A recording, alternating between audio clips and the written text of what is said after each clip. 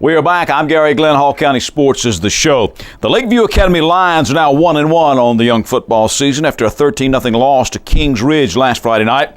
They'd opened with a 29-0 shutout of Fellowship Christian as the Academy opted to play a non-region schedule this year.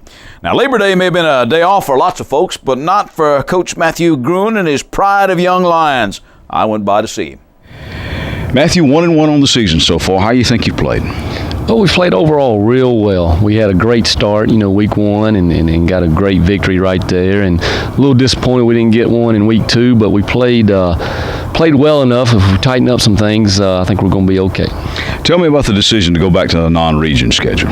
Well, we did it based purely on numbers. We just felt like we didn't have enough numbers to compete in the region that we were in, and felt like if we had a few more kids, we would do it because the nature of football. When you start with 23, 22, you end up with about 18 or 19. Mm-hmm. So that surely is tough and late in the year when you're playing Commerce and Athens Academy and teams like that. So we felt like, and to hopefully be a little more competitive as well and maybe grow the program that way. Well, I've seen other people that do that, for a while, and to tell you the truth, I kind of applaud that in some ways because what do you prove to the kids by getting your head beat in every week? You need to kind of grow and build that confidence a little bit. Yeah, we do, though. Success breeds success, yep. And when you have a chance week in and week out, it's a little more fun. I mean, there were times we knew that was going to be our backs were definitely against the wall. So hopefully this year we feel like we got a chance against most, if not all, the teams that we play, and that does make a little difference. Well, based on the teams that you faced so far and what you've seen out of your team, where do you think you're going to be strong now?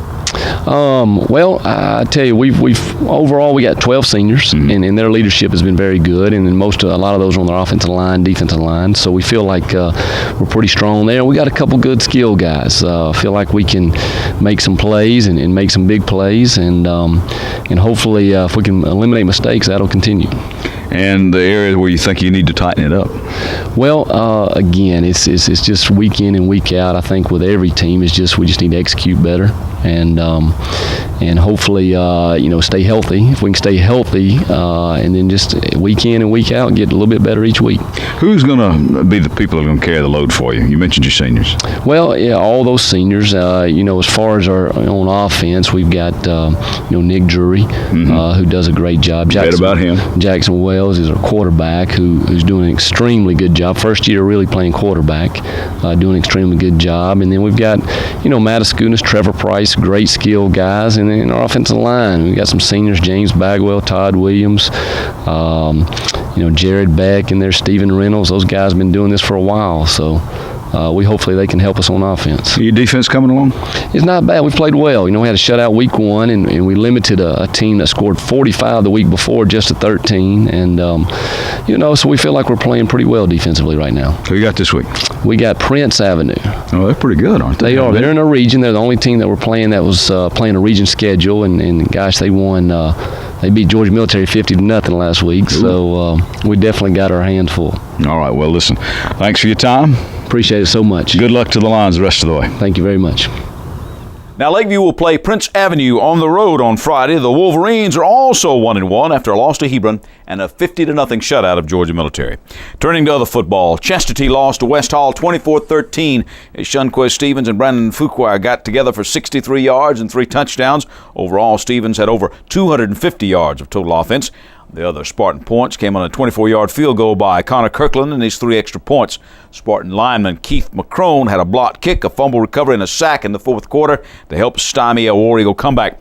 Chestatee Scott Tuning threw for 154 yards, 121 of them to Alex Moore, including a 55-yard touchdown toss and another strike for 16 yards. Next up for the War Eagles is Adadet Johnson in our next HCS TV game of the week, while West Hall will host White County. The Warriors lost to Gainesville 31-22, while the Knights fell to East Hall 28-21. Now, in that Gainesville game, the Elephants unleashed a wild elephant package, which saw big linebacker A.J. Johnson, who wanted to get more involved in the offense, come in at quarterback and run for 76 yards and a touchdown. And also on the defense, had a fumble recovery for a touchdown and 15 tackles. The other quarterback, freshman Deshaun Watson, threw for 250 yards and 2 touchdowns, a 65-yarder to Keontra Harrison, and an 8-yard toss to Stephen Mason. Watson also had a 1-yard touchdown run set up by a 52-yard catch by Michael Lawrence. The Elephants will take this week off. As for the East Hall Johnson game, the Vikes rode a 3-touchdown performance by Jamon Witt to that win in a game most remarkable for 12 fumbles. All of Witt's scoring came in the first half as he racked up 145 yards rushing and 2 touchdowns while returning a punt for 90 yards and another 6 points. Austin Mahaffey scored the other East Hall TD, while the Knights got 2 long touchdown runs from Cedric Harris, who finished with 107 yards on the ground. Quarterback Luke Gilliland led the Knights rushers with 110 yards and the other Johnson touchdown. Now, East Hall will host Elbert County next. The Blue Devils 1-1 after a win over Stevens County and a loss to Wesleyan. The Flowery Branch Black Swarm defense threw another shutout as the Falcons shut out Winderberry 28-0. Branch quarterback Austin Brown threw for 185 yards and a touchdown, the 6 points coming on a 33-yarder to Casey Osborne. The other Falcons' touchdowns came on a run by Brody Thomas and 2 by Jeremy Haley, who rushed for 148 yards. Now the Falcons will face defending 8 Quad A region champs Appalachia next. The Wildcats had last Friday off, but they opened the season with a 35-7 win over Havisham Central. All right, some more football for you. Banks County knocked off Riverside 18-3. The Lone Eagles score coming on a 35-yard field goal by Victor Salcido. RMA will host another brand of Eagles when Landmark Christian comes in on Friday. Landmark is 1-1 after a loss to Aquinas and a win over Athens Christian. North Georgia Christian played in Alabama and came away with a 43-22 win over Ballard Christian. Tai-ler Harney had 124 yards and 2 touchdowns on the ground, while Dylan Boonstra had 95 yards in the score, and Aaron Willis added 79 more yards and another 6 points for the Chargers, who will host Youth Christian next.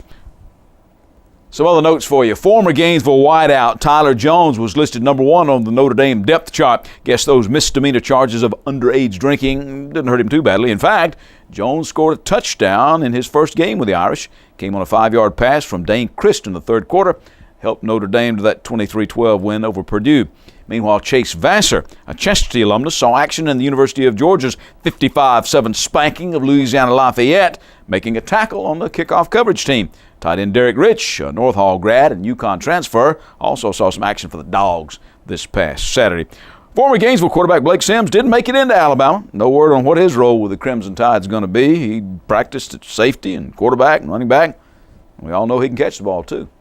We wrap it up for you when Hall County Sports concludes.